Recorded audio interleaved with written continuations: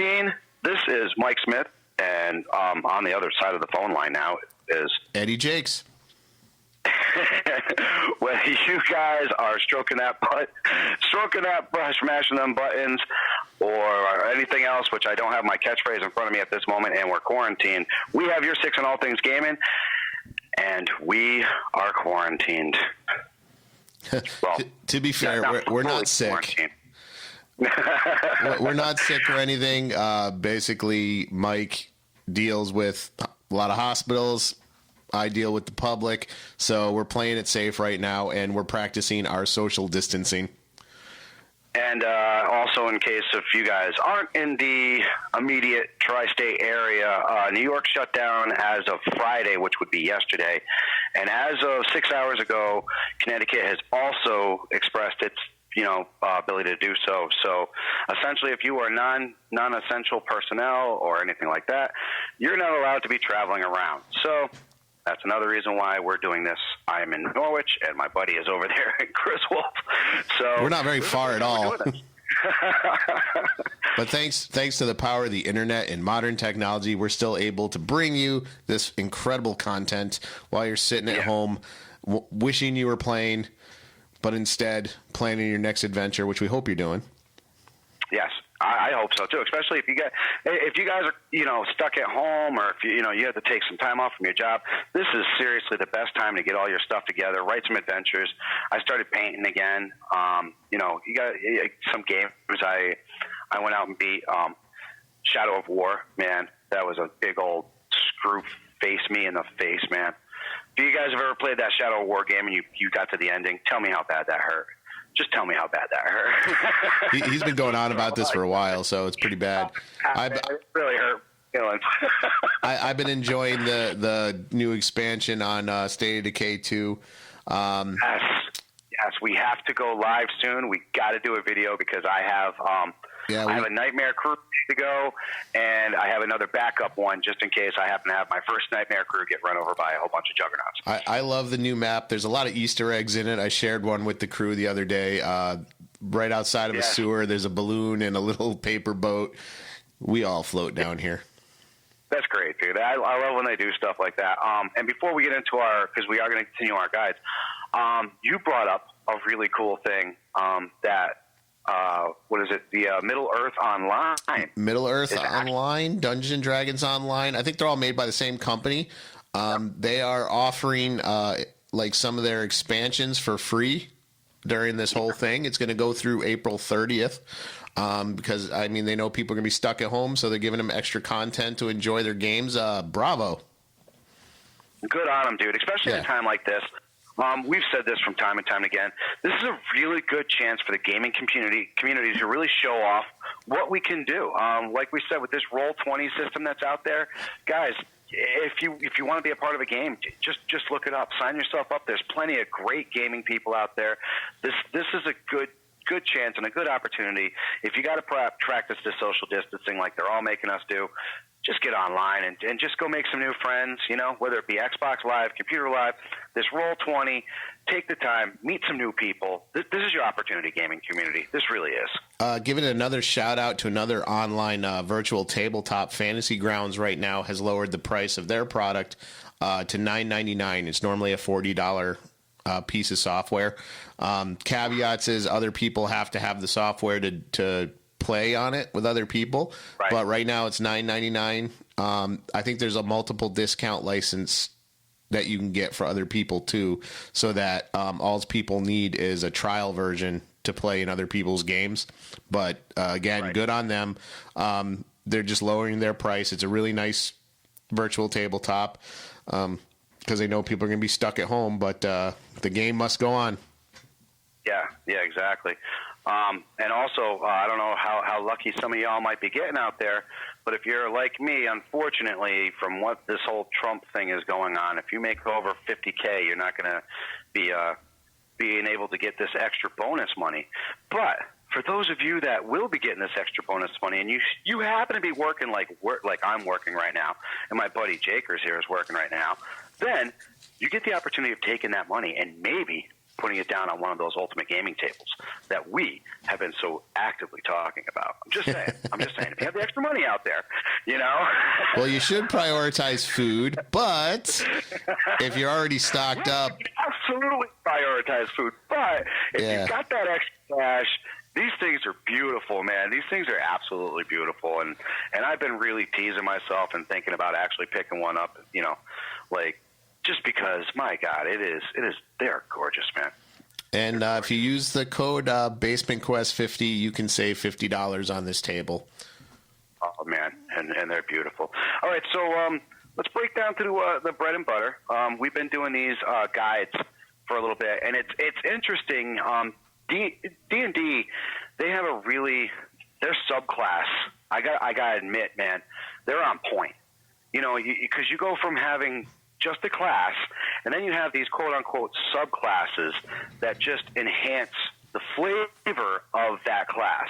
For example, you know, like we broke down with the wizard not so long ago, the different invocations that they can take. The same thing with the warlock. There's different paths that you can take. The warrior with the gladiator path, or being the man at arms, or anything like that. They're just a way that you can be a fighter and bring it to the next level. The thief last week, if you wanted to be a swashbuckler, the only way you can go about being that quote-unquote pirate right now is to go the rogue, you know, the rogue route.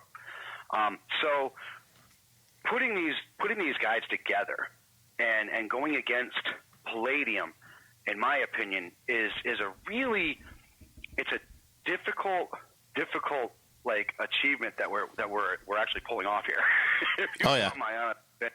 Because it's just the thing about Palladium that unless you're a Palladium player, I don't think a lot of people really get. And this is, you brought it up today before we even went online, that we're going to kind of break this down. The combat system and Palladium and your skill set makes it a unique experience, if you will. You know what I'm saying? When it's roll versus roll, and it's not just a roll that you have to beat like in D&D. The combat, in a sense, is kind of different. Yeah, because you have multiple ways of deflecting an attack. Right. So my point being, before we really break this down, is D&D and the Wizards of the Coast have a really good way of kind of like funneling your way into picking your character. So if you say, I want to be a fighter, but I want to be a gladiator fighter, it's pretty much decided for you. The roots, you know, everything else, yeah, you could take a couple feats here and there to make yourself a little different. But for the most part, you're taking everything to make yourself that better gladiator. In Palladium, your skill set is what defines what you're going to be as that quote-unquote man-at-arms.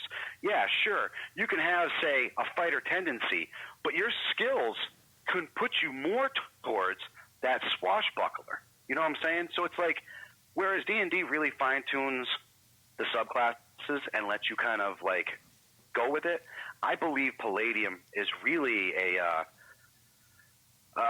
it's like a do-it-yourself, make it be all, however you want your character to be in the end is just how it is. You know what I'm saying? There's definitely a lot more breathing room, I've always felt.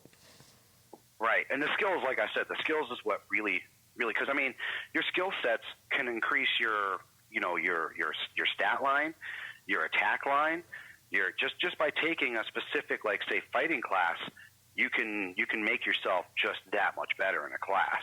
You know, so it should be noted that Palladium, there's a lot more thought process, and there's a reason why a character takes almost 2 hours to make, as opposed to a half-hour D&D character. On some games, it's almost a whole day affair. All right, so what we're going to do today is I'm going to be breaking down the favorite Barbarian class in D&D, and I say favored because, my God, they have quite a few subclasses going on in this. And it seems like we've always had one in every group. Yeah, the rage, you just can't beat the rage feature. The rage feature is unbelievable. Pretty much, it's the defining class feature of anything else. I mean, the damage bonus isn't huge, but it's reliable and consistent, and that's what's the huge part about being a barbarian. That you can rage multiple times, and you don't drop when your hit points get to 0. You can continue fighting on while you're raged. So that makes you an invaluable, commodity on the battlefield. You're not a tank, you're not a damage dealer, but you're somebody that sticks around and does constant damage, and that's what needs to be understood. You know what I'm saying? And you're a constant damage dealer. And probably next to just like the pure fighter, I think it's probably one of the easier classes to perfect. I gotta agree with you. So quick breakdown, obviously. Barbarians are all about getting angry and just dealing straight up damage. They have a ton of hit points. They have great resistances, and the rage, obviously, is the bonus to damage. Barbarians, the one thing that they do have is they don't have much in the way of skills. So they're generally pretty much quote unquote marked as combat monsters. They can pretty much function either as a defender or a striker, but you kind of want to use them more for a striker. Obviously, hit points, the biggest hit points die available at D12. The saves, strength saves are fairly rare, but constitution saves are pretty much they're common, but they're also they're most problematic because you're trying to put more of your shit into strength, and you're also trying to put a little bit more into that dexterity because you don't use that armor. So it's a catch-22 with them. Proficiencies, medium armor, martial warfares will get you a long, long way. No tool proficiencies, unlike the rogue and say the fighter where they do have some tool proficiencies, the barbarian does not. We talked about rage right before I started this. The key, it is the defining class feature of a barbarian. Unarmored defense. This is another big thing.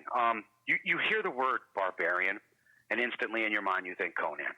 And what does Conan have? A loincloth and a He-Man attitude, open chest. That is what they want you to be thinking a barbarian is. So pretty much they give you your dexterity and constitution bonuses to match your total AC bonus. It's pretty much almost like you're wearing half-plate armor anyways. Pretty much your reckless attack makes you really good. Sense danger, obvious. I'm going to do some just real quick what you want to do for the abilities before I break down the subclasses, and I'll let you take over for the gladiator on your side. Obviously, strength. You talk a lot about strength. That's a good attribute that you want. Dexterity. You want a high dexterity. A lot of people fucking don't. Very important. This, right, as a barbarian, it boosts your AC. And it's like I said, if you keep going and you want to go with that armor, quote-unquote, barbarian, armorless look, you can. And you'll essentially have the AC of half-plate if your dexterity is right. Constitution. This is second only to strength. If you have a bad stat roll, obviously you want to go dexterity. Obviously you want to think strength and constitution, but you want to do strength before you do constitution. The good thing is you have D12, like we said before, hit points. So you have a good amount of hit points. The rage doesn't let you drop once you drop below 0. So there's a lot of ways to keep yourself alive. Intelligence, dump stat. Wisdom saves are very common against a barbarian because of the magic thing. So I wouldn't say it's a dump stat, but I also wouldn't kind of like focus on putting a lot in there. If you rolled a really good character, wisdom is a good choice. Obviously, charisma only matters for some of the barbarian skills, but kind of stay away from that. So how you want to break it down: strength, dexterity, constitution, wisdom, charisma, and then obviously intelligence. Real quick, you want to talk races. Your bugbears, dwarves make fucking incredible barbarians. Believe it or not, elves, because the dexterity bonus is actually pretty good. And some of the racial traits you get, the Gensai, which is that freaking the Oriental race there. Goliath, obviously tailor-made to be a melee monster. Half-elf, because they do get some skill classes and stuff like that. Half-orc, obviously, is the one you really want to go with. Human, because of all the skills, once again, barbarians don't get a whole lot of skills. The turtles, which are those, turtle things, of course, the orc. And, wow, my dog got stuck underneath my house again. That's fantastic. So I will, the Dragonborn is another one. The Centaur would be fantastic. These are all, of course, if the D&D or the DM lets you do that. I can break down some. Oh, wow, you found your way out. Good job. I'll let you take over on that aspect because I will bring in a couple of the skills that I believe and the feats that I think will also help your barbarian before I break into the subclasses. All right, so what I'm going to bring up is the Gladiator OCC, which is features Adventures in the High Seas. We touched on it. The Gladiator OCC in Palladium is unique in the sense that it has its own hand-to-hand. So there's a hand-to-hand gladiator, and I believe the gladiator is the only one who can actually have this. It's unique in the sense that it has the ability to disarm an opponent on a roll of 19 or 20 and +2 to roll a punch with fall at level 1. So that's actually a pretty big deal. That means the gladiator at level 1 is able to do a disarm right out of the gate, whereas some of the other hand-to-hands, you got to go a little bit further before you're able to do automatic disarms like that.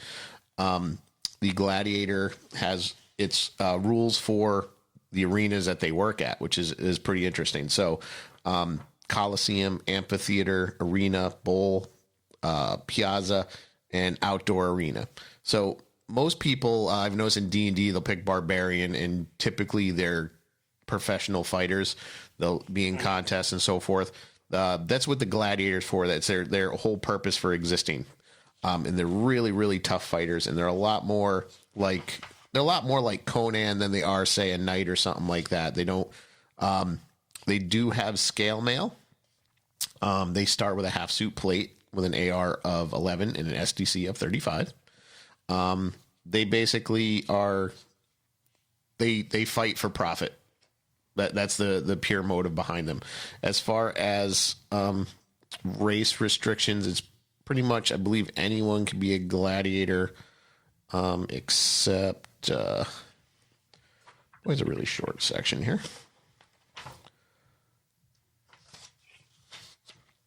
Do they not put restrictions on here?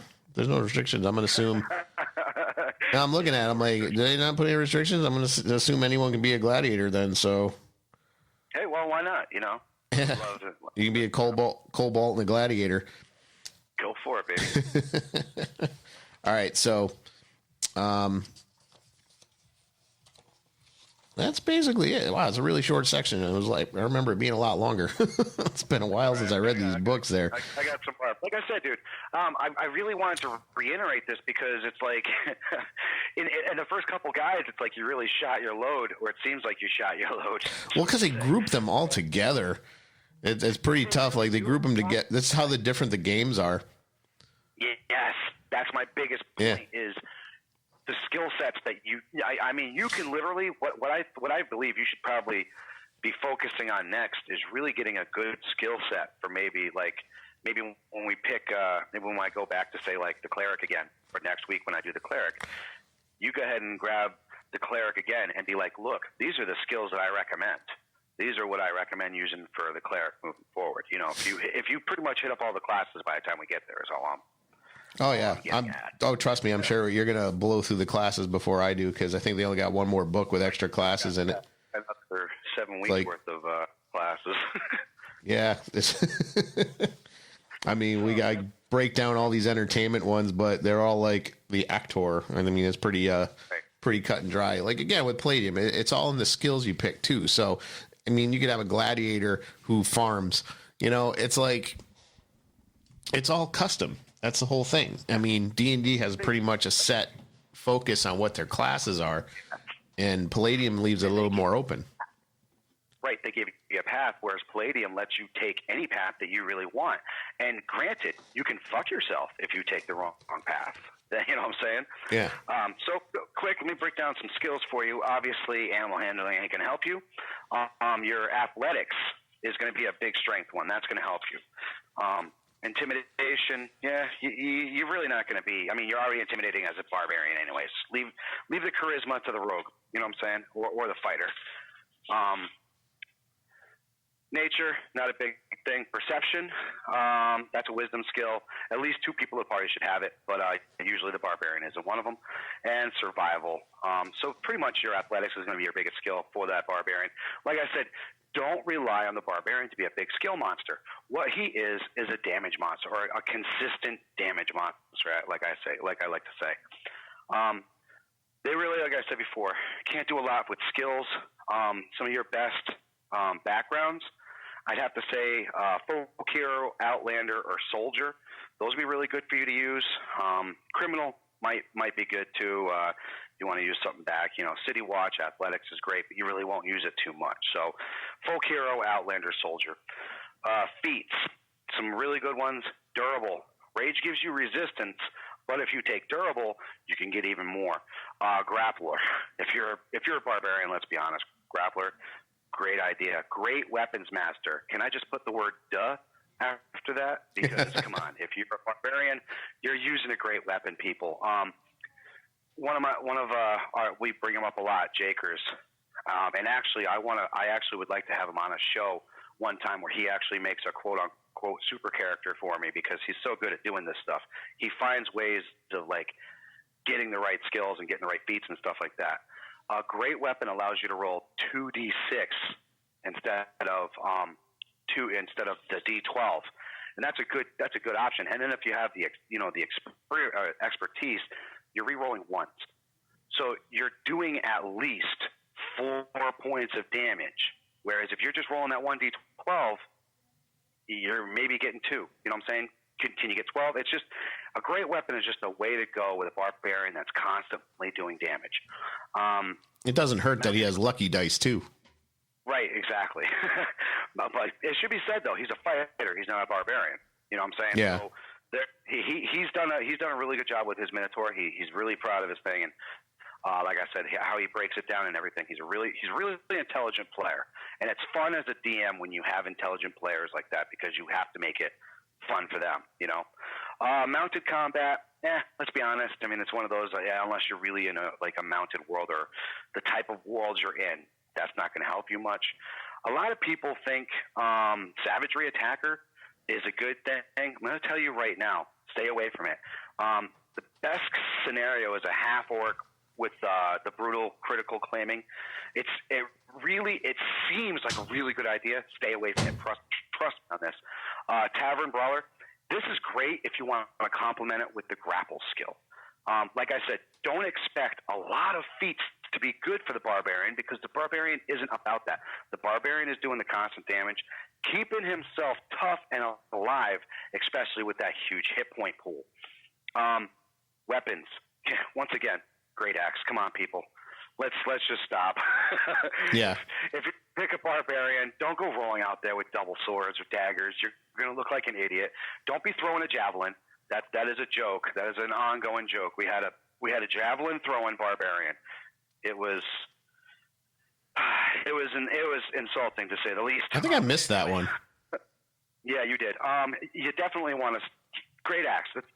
You're a barbarian, people. Do the damage. Do the consistency. Great axe. You want mace. Maybe a claymore. You want giant effing weapons, people. You do. Great weapons. You want to be proficient in great weapons, leave it alone. Armor. Like I said, just go unarmored defense, please. Don't put any armor on a barbarian. If it slows you down, it takes away your stealth checks. It takes away everything that a barbarian is. Multi-classing. Once again, I've said this before. I'm not a big multi-class person, but if you're going to do it, use the fighter with this, because then you get the fighter's fighting style.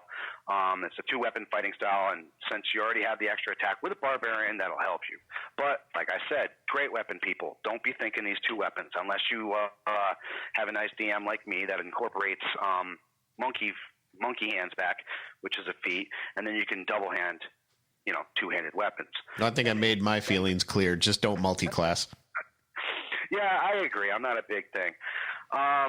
Obviously, a half-orc barbarian berserker is a really good way to go. For people that just want to make it your typical, what I quote-unquote barbarian. You get the massive damage dice, you get the re-rolls. There's a lot of things that you can go on with that. So I'm going to break down the first barbarian subclass. And like I said, there's good classes in this, and there's trash classes in this. One of the better ones that I think is the one we're going to start off with, Ancestral Guardian. So this archetype is pretty much, it diminishes the barbarian role as a striker, and it improves its role as a defender. Okay, say you start off the campaign and it's a really rough campaign. You wanted to be a striker, but you realize come around fourth level, your team is pretty squishy. You got some mages in there, and you got a ranger in there and a rogue in there. You don't have any tanks, so you really need to step up and become this defender. Well, good luck. Well, you just happen to have this barbarian subclass called the Guardian.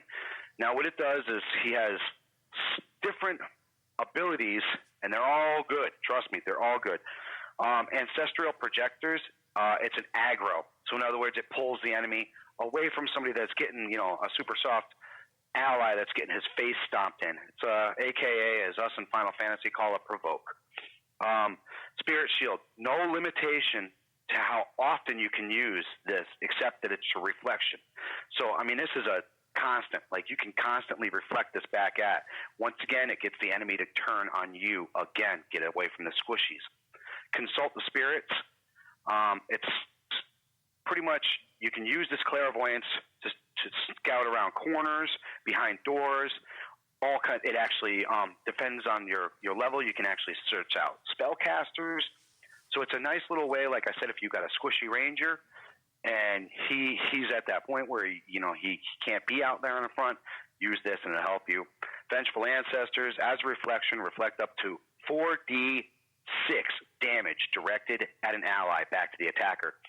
So you're down and out. You're about to get whacked by this huge attack, and here comes your barbarian buddy to reflect this freaking damage. 46 worth of damage back at your attacker. Now, that might kill the attacker and get you out of harm's way. Like I said, it's a good subclass for a barbarian. It's a good way for your party to kind of like make up for maybe the mistakes of you not having a tank. Is it my favorite subclass? By all means, no. It's a good subclass. It goes against everything a barbarian stands for, because in my opinion, they're supposed to be strikers, not defenders. So you go ahead and take this, and I got 1, 2, 3, 4, 5. I only have 5 more subclasses. Classes for days. All right. So what I would like to touch on, is what one of Palladium's, what they call optional OCCs, which when they say optional, basically means it's up to game master's discretion. So they're written a certain way where they could disrupt a game if you don't know what you're doing. Or you do know what you're doing. Or you do know what you're doing. It's more for an NPC, but I did allow, I do believe I allowed someone to play it. This is the Necromancer. Yes. Now, yes. Yeah, the Necromancer in Palladium Fantasy is derived from Rifts. So a lot of it was like pulled from there and kind of reconfigured for Palladium Fantasy. It wasn't an OCC for the longest time. Yes. Yes. So there's a mega damage version if you play Rifts. The thing with Necromancers is exactly what they sound like. They are basically death wizards.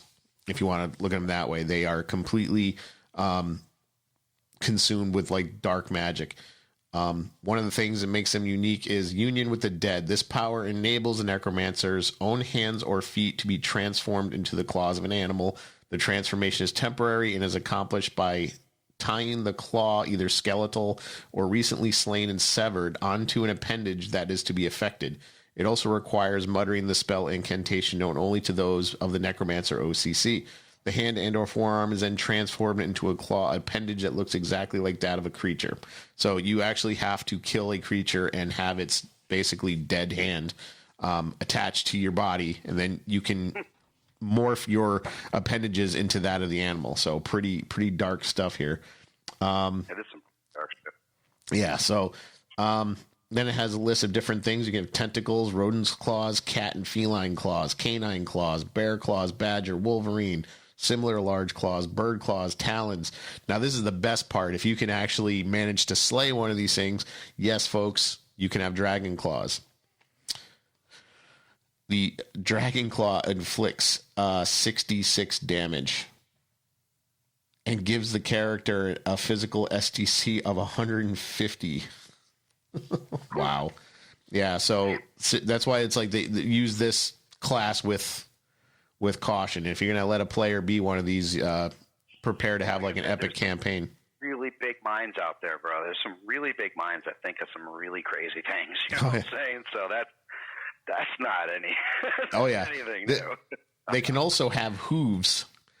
Hooves of any kind: rhinoceros, elephant, killing hooves, unicorn hooves. Now, this is crazy. Unicorn hooves inflict 5d6 damage. All of these cost PPE too. I don't know if I touched on that. PPE is the psychic energy that magic users and such use. And you can have dragon feet, claws, monkey, or ape. Another one, another skill that necromancers have is augmentation of additional appendages.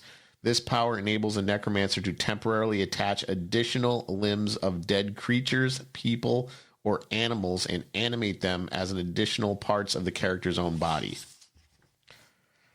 The mage can attach as many as 3 additional pairs of arms and 2 pairs of additional legs. If desired, it can also add a pair of wings, a tail, several sets of horns to its body in any combination.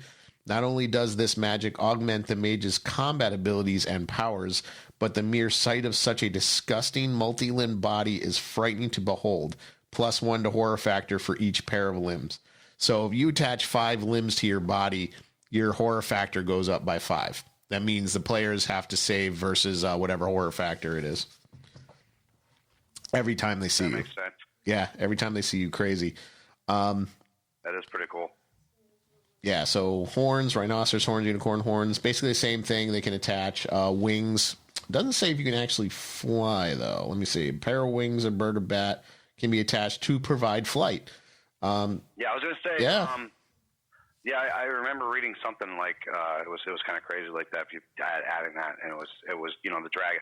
Oh, it was a recent magical item I just came across in D&D, and it was the heart of the dragon, and it was if you were a dragonborn, it increased your breath by like 2d6, but it also incorporated actual flight, like nonstop. You can use it anytime you want, and that's huge. Like anytime you grant flight to any character in any world, it adds a whole other dimension.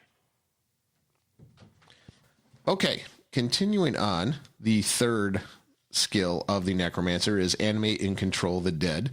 This is the most popular. If any of you have ever played Diablo, you love doing this.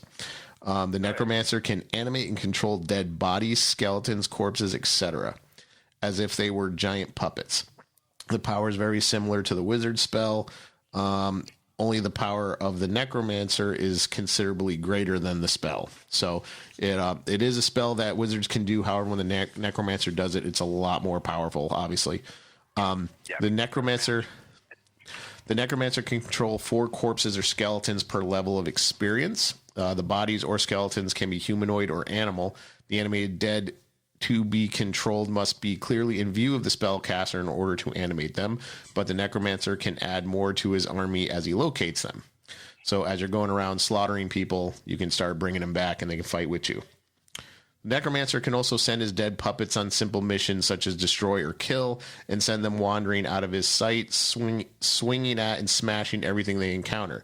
The animated dead will try to follow the command until they are destroyed or until the end of the spell, maximum duration. In this special case, it no longer matters whether the necromancer is in view, present, or even conscious. So even if you knock the necromancer out, his animated dead will still follow their last command. Right. Very, very cool.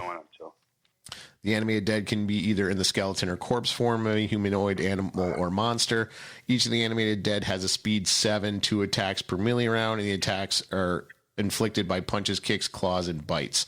While swords and other weapons can be used by the animated dead, they don't have the coordination to use them any more effectively than blunt clubs. So you're not going to be getting to any fencing with the animated dead.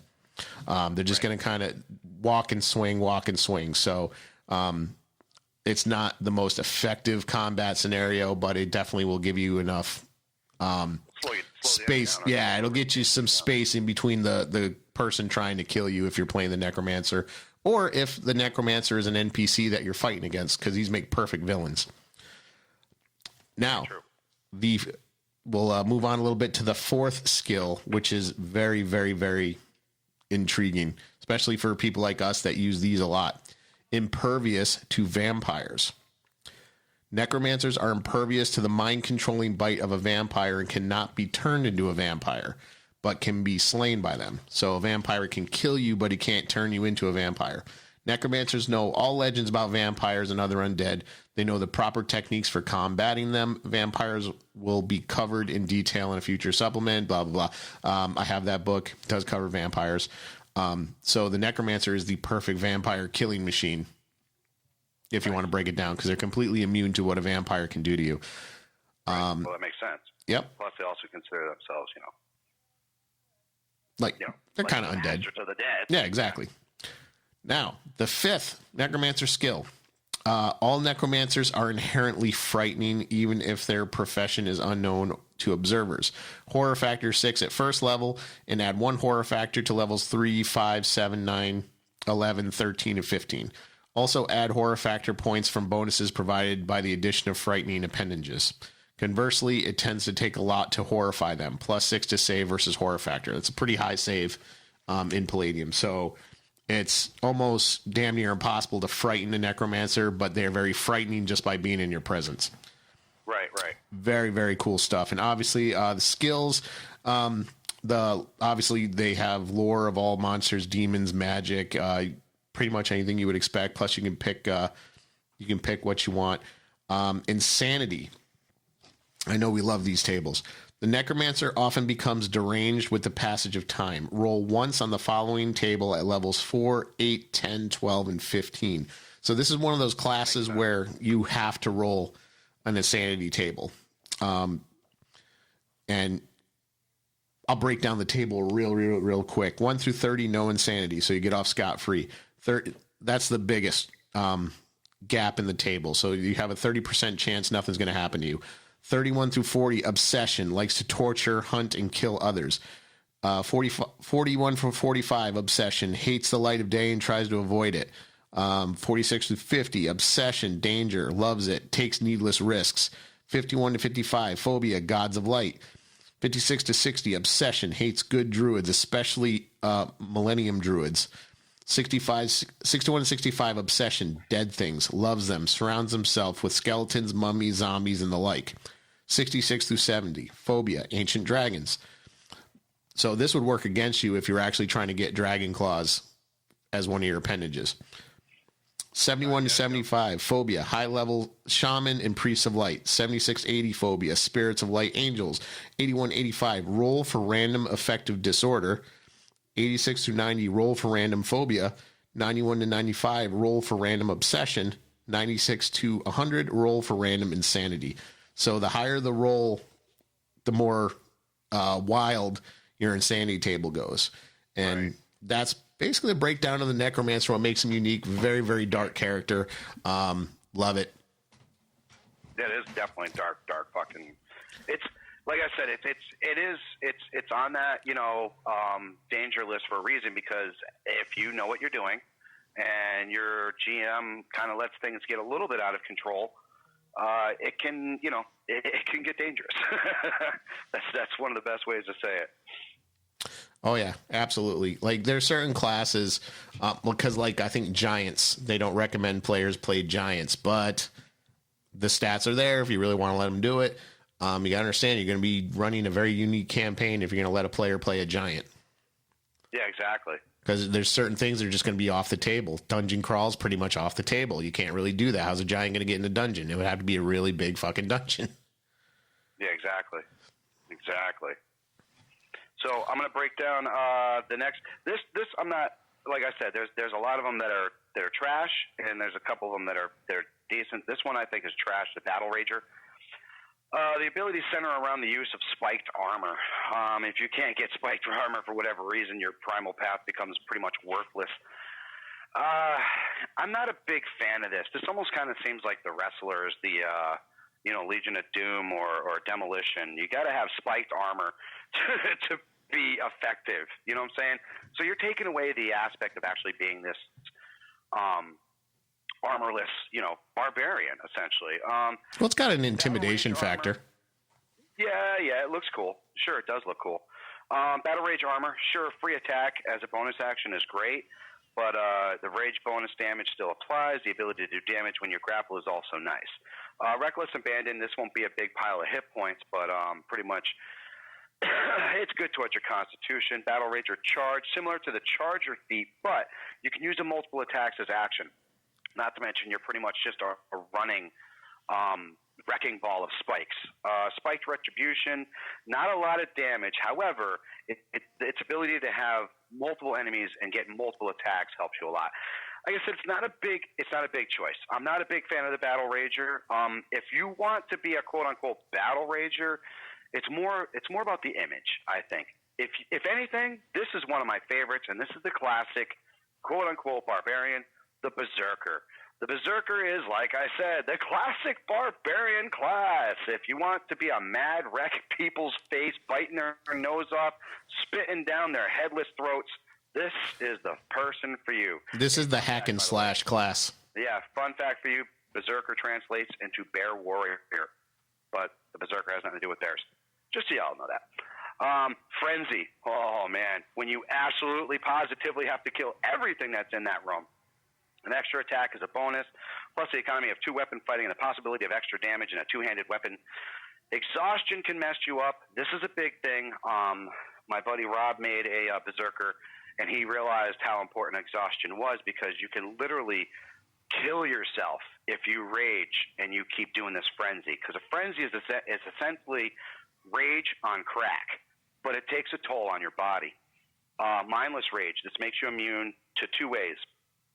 It can't take you out of combat, and also it gives you a huge, and I mean pretty much almost double your hit points. Intimidating Presence, pretty much worthless in my opinion. It's a good way to make people kind of stay away from you. And as a Berserker, you don't want the enemies to stay away from you. You want the enemies to be in front of you so you can be doing the damage. So I'm not a big fan of that Intimidating Presence. Retaliation. Well, hey, I'm going to push back on that a little bit because you had an NPC that scared the shit out of me once. Yeah. Well, before it was a thing, Gronk. Yes. Yeah, Gronk. I think it was Gronk the Berserker scared the hell out of my character, who was a vampire. Yep, exactly. And I ran away. So, no, I'm going to push back. That's useful. I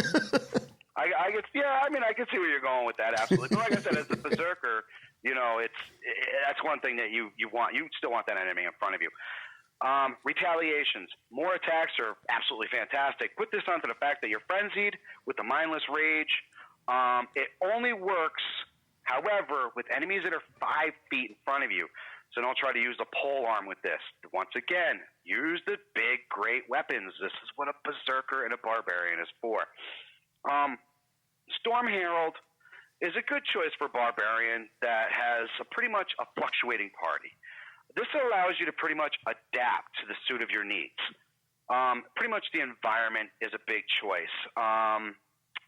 For example, environment choices. If you choose the environment that pretty much best defines your subclass, desert, sea, tundra,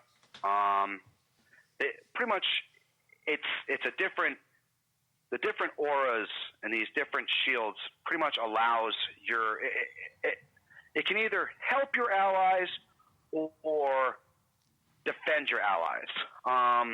For example, the Storm Aura, pretty much it damages your enemies or grants temporary hit points to you yourself and your allies.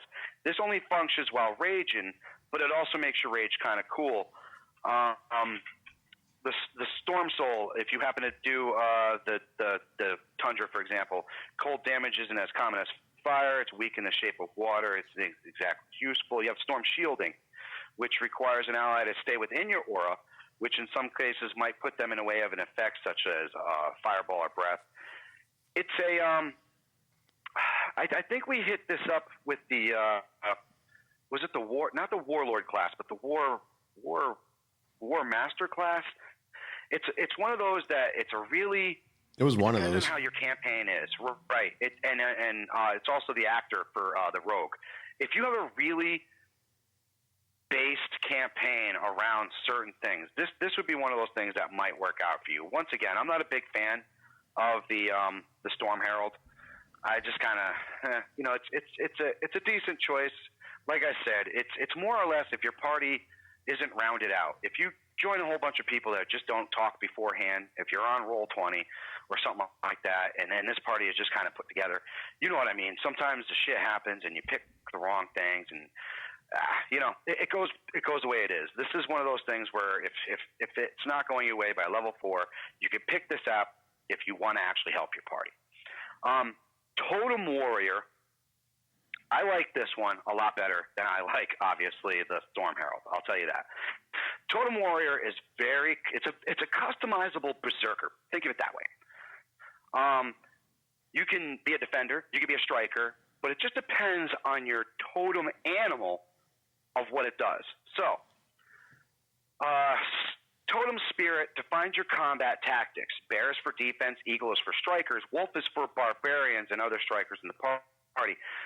So if you choose the bear, you're basically an unstoppable pile of damage, resistance, and hit points. You pick the eagle, you're running around between enemies. That's not exactly something that a barbarian is really good at. Elk, your barbarian gets really fast movement. Whatever. The tiger, jumping almost never matters in a game where you can gain magical flight. This is it's one of those things. Wolf is very extreme. Extremely helpful for rogues in your party. Rogues get the sneak attack for attacking the enemies threatened by all enemies, but giving them the advantage gives them that extra reliability. So if you take that aspect and you're helping your rogue buddy out, you're granting him an advantage on sneak attack. Now, as we said before, the barbarian isn't that mega damage dealer. He's your constant damage dealer. But if he gives your mega damage dealer the ability to hit more, then that's a really good thing in itself. Aspect of the beast. It's pretty much like the totem of the beast. The different things, it's kind of like set up in a different way. None of them are really good, and none of them really come into effect. I mean, they're all situational, essentially. Tomatic attunement is when you actually attune your improvement in combat tactics. This is big no matter where you go. Whether you pick the bear, the eagle, the elk, the tiger, or the wolf, it's all there. From the bear, the force nearby attacks the enemies instead of your allies. They can still move away from you, but that draws an attack of opportunity, which is a huge, horrifying benefit for the barbarian. Eagle, fly over enemies. Elk, this is a cool little trip mechanism which allows you to knock your enemy prone without cutting into your attacks. So you can use this to kind of like a free bonus action to knock the person down, and then you can go, because he's prone at that point, get enough hit points, coup de grace, my friend. Tiger, it's pretty much a charger feat. Bonus attack is always good, but the option of being able to dash across the board to do that is nice. The wolf, in my opinion, is one of my favorites. Knocking an enemy prone gives the advantage on all attacks against them, including your second attack and the extra attack which is coming in. Also, the allies threatening around can take advantage of that as well. That's a big thing. That is, like I said, that's the Totem Warrior. I believe Rob was, when he was first joking around when we were making this, that was the one he was playing around with. He really liked the idea of it. It's a good subclass to roll with. Last is Zealot. I'm not a very big fan of the Zealot. Zealot. Really good choice. Yeah, Zealot. I'm sorry. This is a really good choice for somebody who has a tendency to die a lot. We know those characters. We have those friends out there that sometimes, they're just a little too zealous. Well, yeah, that's because they're insane. Yeah, exactly. They pretty much have an obsession or insanity or a death wish. So that's exactly what this is. So Divine Fury, whole bunch of damage and pretty much nothing fancy. If you do 2-weapon fighting with this, you have additional opportunities with the bonus. But like I said, it's just pointless to run 2 weapons when you can do the heavy weapon, when you can do the great weapons. It's just pointless. Warrior of the Gods, generally dying is something that you have to, you try not to do.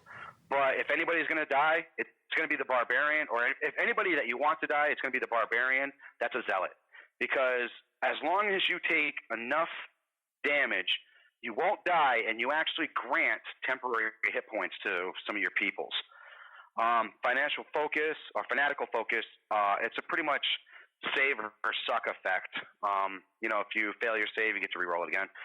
Zealous Presence, once per day, doesn't affect you. It gets more useful as the larger your party is. It allows pretty much your party it grants the abilities to more of your party. So if you have like the summoners out there and shit like that, the more things that are out there, the more the benefit off of it. Rage Beyond Death, drink a potion of healing right before your rage ends, and your functional ability to die due to hit points while lost is not available. It's like taking a free action. So you're about to die, and free action, down a potion. Ooh, yeah, I'm not a big fan of this. The Zealot could have been somewhere else. I guess I understand why they put it in the Barbarian aspect of it, because he is essentially a mad Barbarian warrior running around screaming and yelling.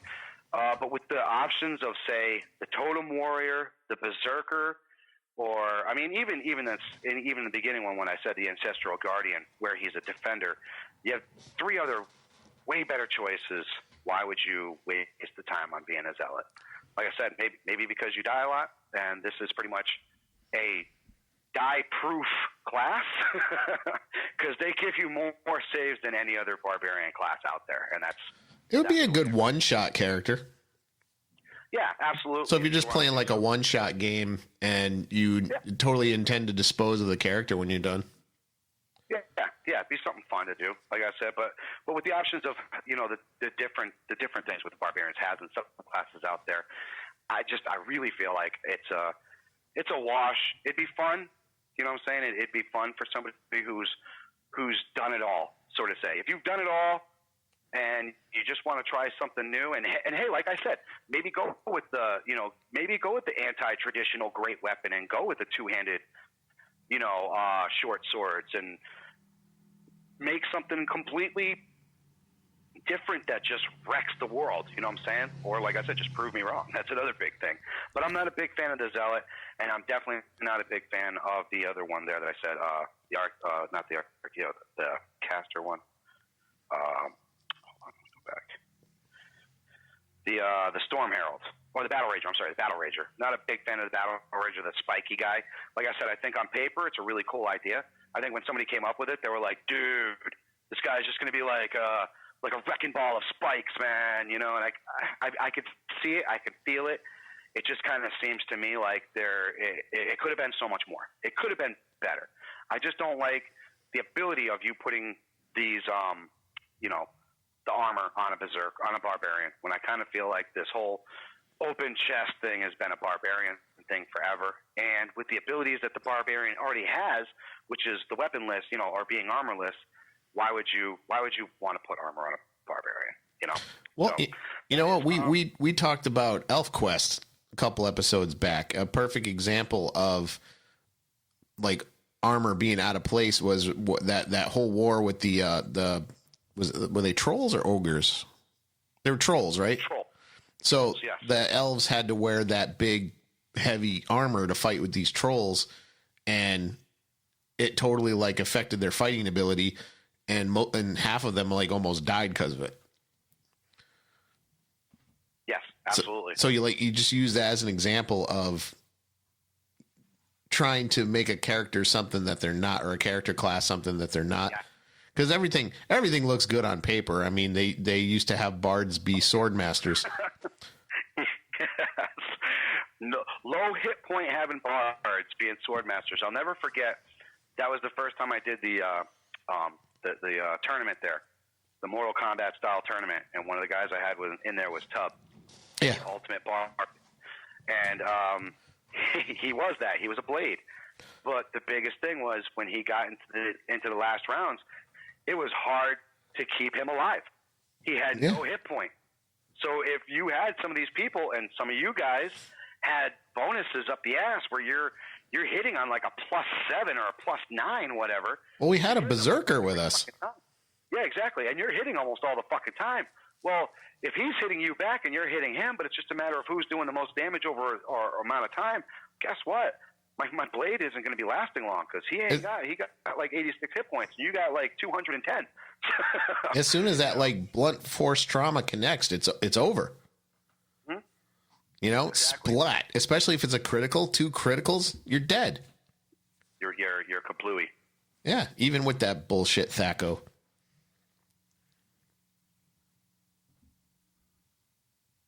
The Thaco was terrible. Yeah, Thaco was terrible. If you folks haven't learned by now, I didn't like Thaco at all. Apparently, but this is why we want to get people, for the whole Pathfinder thing, because apparently people said that Thaco is kind of a big thing over there. And, Well, that was the whole thing about it. They wanted to keep between 2nd and 3rd edition. They wanted to keep that going. So, hey, more power to you. I mean, my favorite system, and I'm a little nostalgic, is still the original Advanced Dungeons and Dragons. It's still my favorite system. You know, as far as D&D goes. Yes. I've always been a big Advanced Dungeons and Dragons was one of my favorite scenarios. Mm-hmm.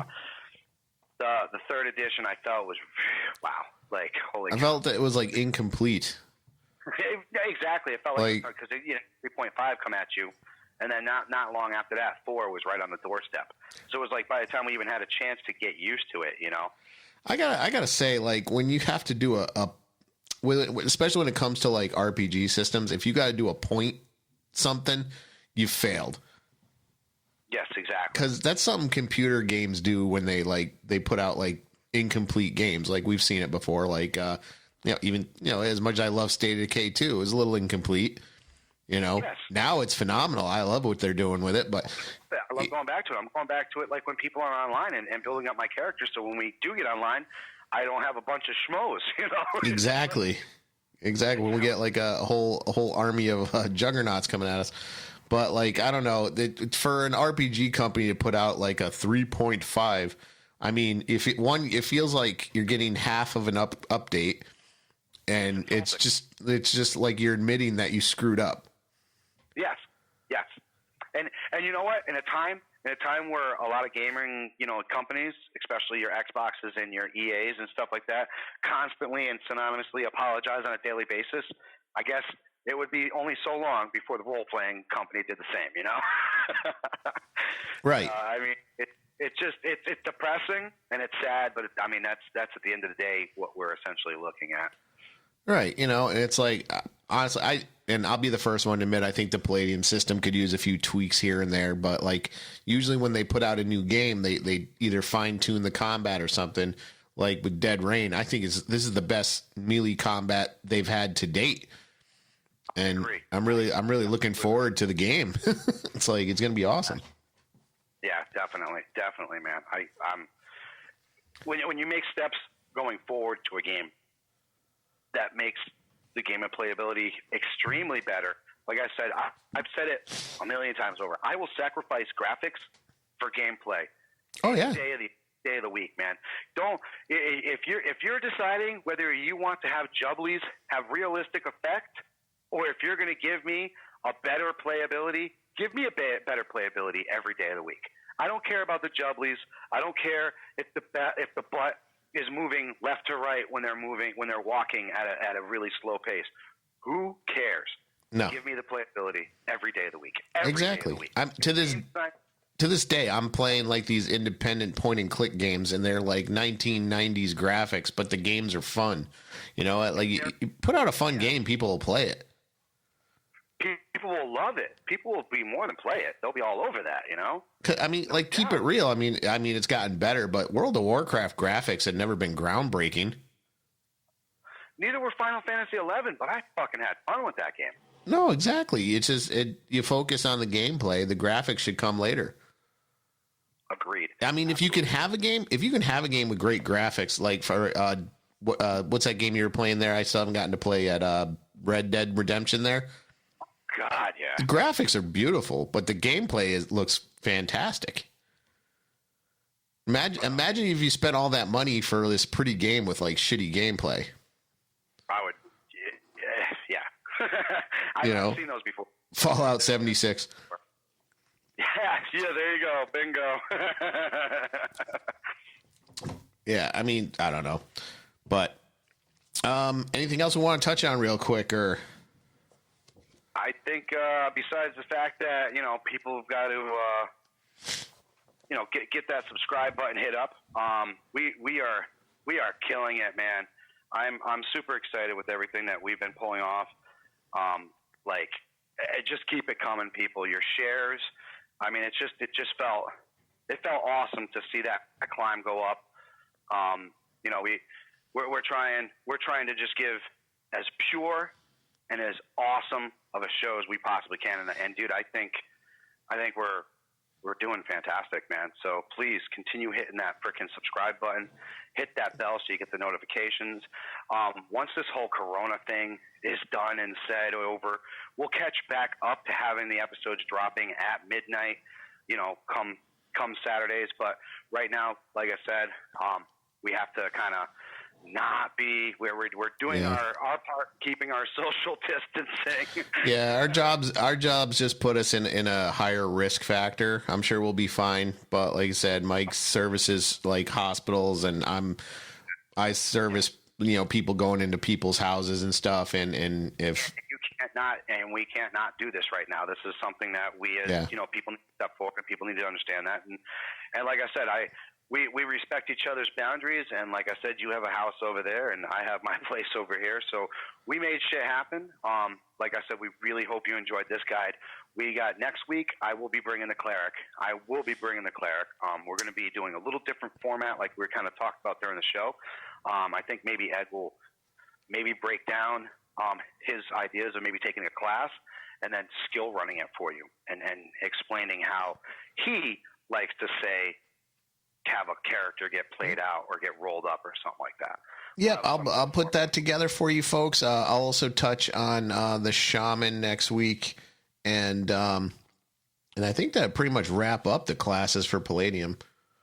Yeah, and then maybe we can we'll touch on some of the actual worlds themselves a little bit more in depth. We'll talk about some of the realms in D&D, and I'll talk about the different areas in Palladium. We'll actually talk about where these adventures are actually taking place. Oh yeah, absolutely, bro. I'm like I said, I'm looking forward to it. The support you guys have been giving us is fantastic. Comment anything. We're still looking for that Pathfinder guy. So yeah, if anybody's out there want to chime in on Pathfinder, if you're running a game, we'd like to hear about it. Right. If you're like, nobody stepped up, step up, man. Be that guy. I'll tell you what, Vince was all over it, for Delta Green, and he made a lot of people happy. There was a lot of questions that got answered, and there's a lot of questions that people have for Pathfinder too, man. So if we could just get that out there, like I said, we've been throwing it out there on Twitter, or even if you know a DM that, would be perfect for this, show them this show. Show them our Twitter account. You know where you can find us. DM us. We'll get this going, guys. This is going to be an exciting time for us. And while you guys are at home, make sure you're taking care of that. Make sure you're writing those adventures. If you got that book that you've been wanting to do it, man. You got that story, do it. That painting job, do it. Take advantage of this opportunity now while you can, because you're going to look back and you're going to regret not taking advantage of any of this. That's right. And as always, you can always find us at www.basementquest.com. We're always there. We're writing, we're producing, we're doing stuff. It's great. Join our website. Leave your pictures, man. Go to our Facebook or our Instagram. We got the forum. Yep. You can drop pictures in the forum. Absolutely. Let's see what you guys been doing, man. Hit up anything. Start a discussion today. How about that? Do something, man. Get out there and get that gaming world going, guys. But I'm Mike Smith. I'm Eddie Jakes. This Basement Quest, guys. We'll be seeing you guys live again really soon, but we really hope that you appreciate what we're doing right now, because we didn't want to miss a week with you guys. No. All right. We love you guys. Be safe. Take it easy. Be safe.